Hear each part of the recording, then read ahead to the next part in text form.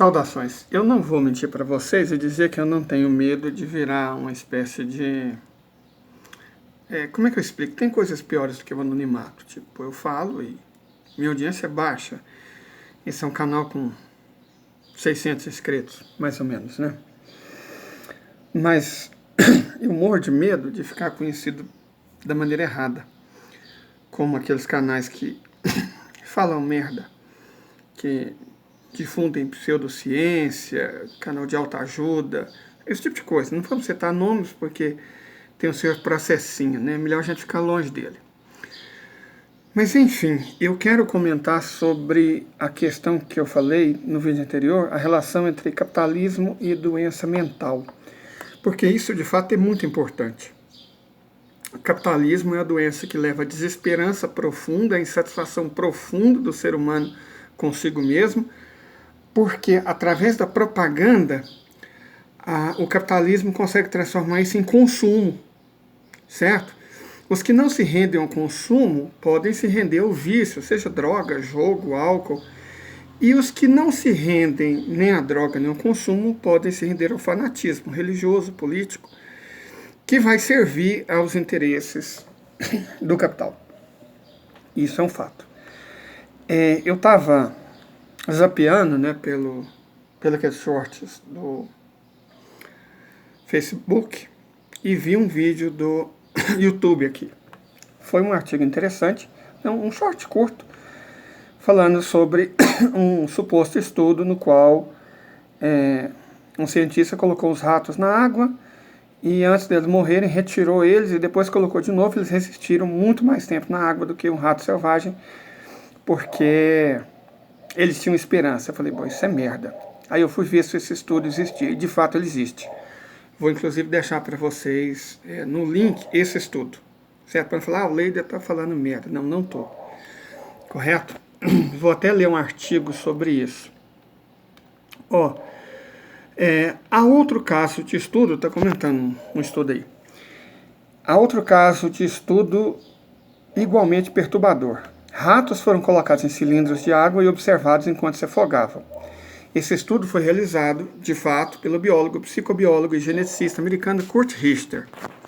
Para quem se pergunta por que, quando ouve falar no experimento, antes de se preocupar com o resultado, o artigo de Richter, publicado em 1957 pela revista Psychomatic Medicine, começou exatamente respondendo essa questão. Estávamos estudando diferenças de reação ao estresse entre ratos selvagens e domesticados. Richter publicou seu estudo porque havia encontrado nos ratos um fenômeno similar ao estudo de Walter Cannon, um dos fisiologistas mais importantes do século XX.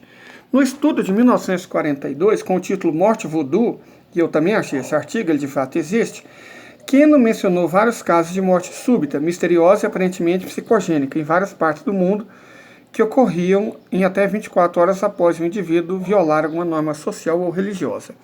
Ele relatou que um indígena brasileiro condenado e sentenciado por um pajé, indefeso contra sua própria reação emocional a esse pronunciamento, faleceu em questão de horas. E uma maori neozelandesa que comeu uma fruta e posteriormente ficou sabendo que ela provinha de um lugar tabu, morreu no dia seguinte ao meio-dia. Eu também, repito, tenho esse estudo. Depois de analisar minuciosamente essas evidências, Cannon ficou convencido que esse fenômeno era real e perguntou-se como o estado de medo sinistro e persistente pode acabar com a vida de um ser humano. Richter explicou que a conclusão de Cannon foi de que a morte era consequência do estado de choque produzido pela liberação contínua de adrenalina, e acrescentou que, se isso for verdade, pode-se esperar que, nessa circunstância, a respiração dos indivíduos ficaria agitada e seu coração bateria cada vez mais rápido. Isso os conduziria gradualmente a um estado de contração constante e, em última instância, à morte em sístole. Mas o estudo de Richter com ratos demonstrou exatamente o contrário. Vamos lá. No seu laboratório da Universidade Johns Hopkins, em Baltimore, nos Estados Unidos, Richter colocou ratos domesticados, ou seja, que nasceram, cresceram e iriam morrer em laboratório, em recipientes de vidro de onde não poderiam escapar. Ele queria observar por quanto tempo os ratos sobreviveriam nadando em águas de diferentes temperaturas antes de afogar-se. Mas havia um problema. Em todas as temperaturas, um pequeno número de ratos morreu entre 5 e 10 minutos depois da imersão, enquanto em alguns casos, outros permaneceram mais saudáveis e nadaram por até 81 horas. Era uma variação grande demais para que os resultados fossem significativos. Mas Richter afirmou que a solução veio de uma fonte inesperada, a descoberta do fenômeno da morte súbita. Prestem atenção. Richter não alterou o experimento. Ele começou cortando os bigodes dos ratos, possivelmente destruindo seu meio de contato mais importante com o mundo exterior. E introduziu, além dos ratos domesticados, animais híbridos e outros recém-capturados nas ruas. Enquanto a maioria dos ratos domesticados nadou entre 40 e 60 horas antes de morrer, os ratos híbridos, cruzamento entre ratos domesticados e selvagens, morreram muito antes desse tempo. Mas o mais surpreendente foi que os ratos selvagens, que costumavam ser fortes e excelentes nadadores, afogaram-se em 1 a 15 minutos depois de sua imersão nos recipientes. Por quê? Kennon afirmava que as mortes súbitas aconteciam devido à grande quantidade de adrenalina liberada pelo estresse. Se lembrem disso, que acelerava a respiração e os batimentos cardíacos. Ocorre que os resultados obtidos por Richter indicavam que os animais morriam por desaceleração do ritmo cardíaco e não por aceleração. Ou seja, a respiração desacelerava e a temperatura do corpo diminuía até que o coração deixava de bater. Essa informação era valiosa, mas não foi ela que o fez o experimento ficar tão famoso. Havia outro ponto que não podia ser ignorado. Prestem atenção. O que mata esses ratos? Era a pergunta de Richter.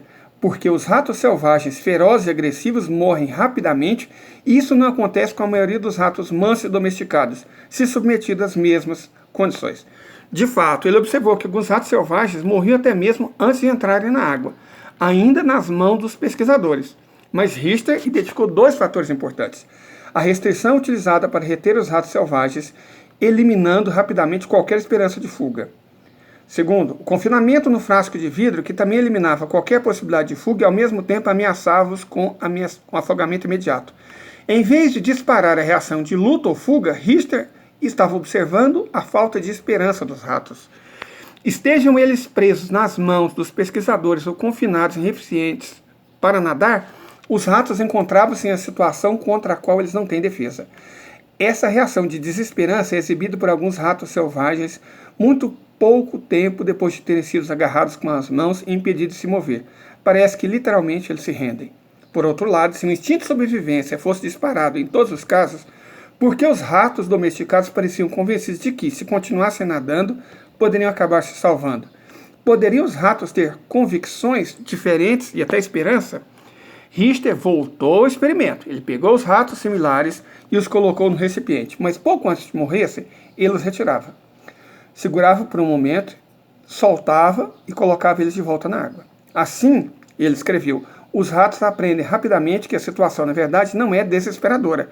E a partir daí voltam a ser agressivos, tentam escapar e não dão sinais de dar-se por vencidos. Vão gravando isso tudo. Esse pequeno intervalo fazia muita diferença. Os ratos que experimentavam um breve respiro nadavam muito mais. Sabendo que a situação não estava perdida, que não estavam condenados e que uma mão poderia vir salvá-los, eles lutavam pela vida. Eliminando a desesperança, os ratos não morrem. Grave. A intenção de Richter era contribuir para a pesquisa da chamada morte voodoo, que, segundo ele, não acontecia apenas em culturas primitivas, como havia ressaltado Kennon. Durante a guerra, foi informado que um número considerável de mortes inexplicáveis entre soldados das forças armadas desse país, os Estados Unidos. Esses homens morreram com aparente boa saúde. Na autópsia, nenhuma patologia foi observada. Nesse tempo, também, é interessante que, segundo R.S. Fisher, médico forense de Baltimore, diversas pessoas morrem todos os anos depois de tomar pequenas doses de venenos, definitivamente subletais, ou de infligir-se pequenas feridas não letais. Eles aparentemente morreram porque estavam convictos da sua morte. O experimento de Richter foi repetido milhares de vezes por laboratórios farmacêuticos no mundo inteiro para componentes antidepressivos, depois que, em 1977, o pesquisador Roger Porsolt descobriu que os ratos que recebiam esses componentes lutavam por mais tempo. Graças às ações de organizações protetoras dos direitos animais PETA, a prática de colocar ratos para nadar nos laboratórios foi consideravelmente reduzida. Mas as lições desse experimento cruel permaneceram vivas na psicologia. Como o falso experimento das rãs, aquelas que quando a água esquenta, elas ficam lá até morrer, o teste dos ratos, que é verdadeiro, ficou famoso além do seu ambiente natural de estudo. Assim como a ideia de que a esperança dá a essas criaturas a força necessária para lutar por sua vida em meio a uma situação desesperadora. Esse é o fato, essa é a notícia. Como eu não quero que o vídeo fique grande demais, meu celular nem tem memória para isso, eu vou gravar um próximo vídeo comentando sobre esse experimento. Apenas guarde essas informações, por gentileza.